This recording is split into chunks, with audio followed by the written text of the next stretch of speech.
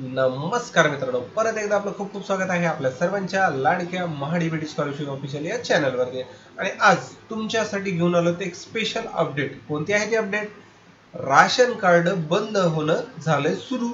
मग आपलं पण राशन कार्ड बंद होत आहे का किंवा बंद झालेलं आहे का, याच्यासाठी आपल्याला हा पूर्ण व्हिडिओ पाहायचा आहे। याच्यामध्ये आपण त्याच्या संदर्भात सविस्तर माहिती घेणार आहोत आणि त्याचा अधिकृत जी आर जे आहे त्याची पण चर्चा आपण या व्हिडिओच्या माध्यमातून करणार आहोत। सर्वप्रथम मित्रांनो, आपण महाडीबीटी स्कॉलरशिप ऑफिशियल या चॅनलवरती नवीन असाल, अद्याप या चॅनलला सबस्क्राईब केलं नसेल तर काय करायचं, मग चॅनलला सबस्क्राईब करायचे आणि बेलच्या आयकॉनला हिट करायचे। यामुळे नवीन येणारा व्हिडिओ सर्वात अगोदर तुमच्यापर्यंत पोहोचेल। आणि हो, या व्यतिरिक्त आपण चॅनलवरती भरपूर टॉपिक्स डिस्कस करत असतो, वेगवेगळे विषयाचे व्हिडिओ सुद्धा आपल्या चॅनलवर उपलब्ध आहेत, तर ते तुम्ही तिथं जाऊन पाहू शकता। आणि हो, जेव्हा यूट्यूबचं जे डिस्क्रिप्शन बॉक्स आहे किंवा यूट्यूबच्या तुम्ही चॅनलवरती येता तेव्हा तुम्हाला इथे व्हॉट्सअप आणि टेलिग्राम ह्या लिंक मिळतात। इथून तुम्ही हे आपले चॅनल जॉईन करा, याच्यामुळे येणारी नवीन अपडेट सर्वात अगोदर तुमच्यापर्यंत पोहोचेल। चला, विदाऊट वेळ वाया घालवता चालू करत आजचा आपला टॉपिक। सर्वप्रथम पहा, अपात्र शिधापत्रिका मोहीम राबविण्याबाबत। तर हे ऑफिशियल आलेले कधीचे बघा, 4 एप्रिल 2025 म्हणजे 2 दिवसापूर्वीचं। अन्न नागरी पुरवठा व ग्राहक संरक्षण विभाग यांच्याकडचे अधिकृत आहे।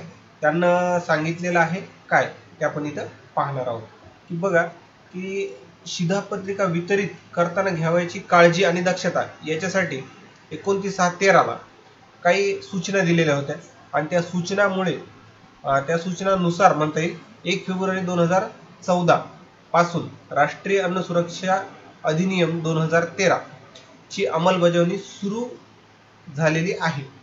आणि त्याच्यामध्ये आता काय, अंत्योदय अन्न योजना ज्याला आपण AAY किंवा प्राधान्य कुटुंब योजना PHH असं म्हणतो, या 2 गटामध्ये त्याचं विभाजन केलेलं होतं त्यांना, कधी 2014 पासून। आणि त्याच्यामध्ये अंत्योदय योजनेच्या लाभार्थ्याच्या निवडीसाठी केंद्र शासनाने वेगवेगळे मार्गदर्शक सूचना जारी केल्या होत्या, कधीपासून 17/7/2013 पासून। आणि त्याच्यामधूनच 14/11/13 काही त्याचे निकष ठरवण्यात आले आणि त्या निकषानुसारच पात्र लाभार्थी कोण आहेत त्यांना हे शिधापत्रिकाचं वाटप करण्यात आलं, किंवा AAY आणि PHH असं आपण शॉर्ट फॉर्म मध्ये, याच्यानुसार त्यांचं हमीपत्र तयार करून घेऊन त्यांना त्याच्यामध्ये वर्गीकरण करण्यात आलं। परंतु आता काय झालंय की राज्याचं जे एक कोटा असतो की किती लोकांना, किती लाभार्थ्यांना आपण लाभ देऊ शकतो किंवा किती लाभार्थी ऍड करू शकतो म्हणून किंवा समाविष्ट करू शकतो म्हणून, तर त्याचा जे क्रायटेरिया आहे ते इथे त्यांना दाखवलाय। 700.16 लक्ष लाभार्थ्याची संख्या पूर्ण झाल्यानंतर नवीन लाभार्थी समाविष्ट होणे शक्य होणार नाही। त्याच्यामुळं आता काय करणार आहे की बऱ्याच वेळेस काय होतं की एखाद्या शिधापत्रिकेमध्ये एखादा व्यक्ती ऍड असतो आणि एखादा व्यक्ती जर वारलेला असेल तर तो त्याच्यामध्ये डिलीट करायचं राहून जातं किंवा वगळायचं राहून जातं, आणि हे ते त्याच्या नावावरती राशन गव्हर्नमेंट देतच असतं आणि आपण राशन घेतच असतो। तर हे वगळणं गरजेचं आहे, याच्यामध्ये ऍक्च्युअल लाभार्थी किती कळणं गरजेचं आहे। त्यासाठी गव्हर्नमेंटनं शिधापत्रिका मध्ये अपात्र शिधापत्रिकाची एक शोध मोहीम राबवण्याचं काम 2021 ला केलं होतं, 28 जानेवारी 2021 ला। पण त्याच्यानंतर पुन्हा त्याच्यावर काही कारणास्तव स्थगिती आली होती। आणि याच्यामुळे काय झालं की जे मयत लोक आहेत किंवा जे एक्झिस्ट करत नाहीत किंवा नाहीतच अशा लोकांचं सुद्धा राशन सध्या काही कुटुंब घेत आहेत, व हे कमी करण्यासाठी ही एक मोहीम गव्हर्नमेंटनं सुरू केलेली आहे।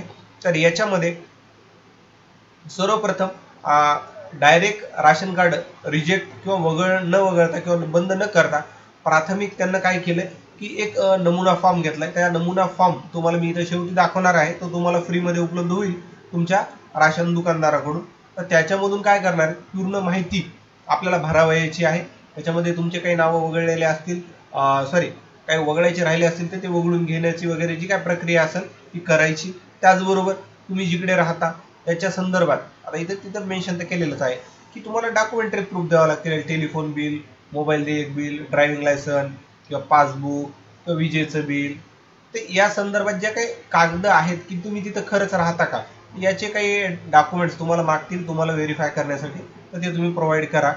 आणि त्याचबरोबर आवश्यक सादर कागदपत्रे जर एखाद्याने सादर नाही केली तर त्याची एक यादी तयार करणार आहेत आणि त्या यादीनुसार मग ते लोक जे आहेत त्याच्यातून वगळण्याचं काम करणार आहेत किंवा त्या शिधापत्रिकेला होल्ड करणार आहेत. होल्ड करण्यापेक्षा जास्त वगळूनच टाकणार आहेत जर त्यांना दिलेल्या कालावधीमध्ये त्याचं जर काम केलं नाही तर.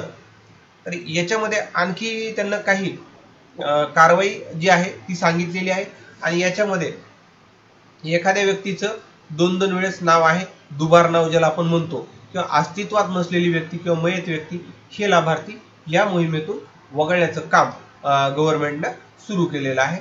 आणि याची ऑफिशियल GRची लिंक तुम्हाला मी डिस्क्रिप्शन मध्ये देतोय, तिथून पण जाऊन तुम्ही ही माहिती मिळवू शकता.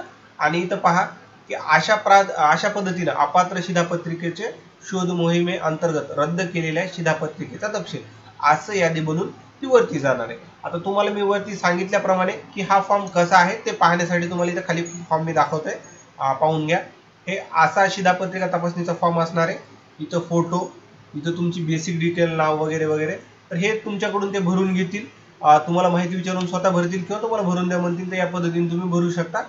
खूप काही असं अवघड कागद नाहीत, सोपे कागद आहेत. आणि तुम्हाला जसं मी सांगितलं की पत्त्याच्या पुराव्यासाठी तुम्हाला एखादं कागद मागतील तर इथं 10 डॉक्युमेंट दिलेत. या 10 पैकी एक डॉक्युमेंट द्यायचं ज्याला आपण रेंट ॲग्रीमेंट, तुमचं गॅस पावती, टेलिफोन बिल, ड्रायव्हिंग लायसन, आधार कार्ड, वोटर ID, बँकेचं पासबुक आणि ओळखपत्र यापैकी कुठलंही सुटेबल तुमच्याकडे जे असेल ते तुम्ही प्रोव्हाइड करू शकता.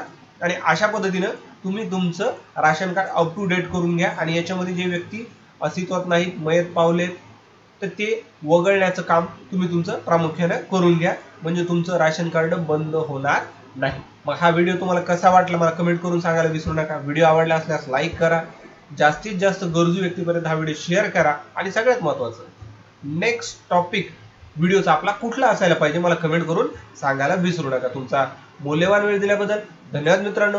भेटूया नवीन एका व्हिडिओत.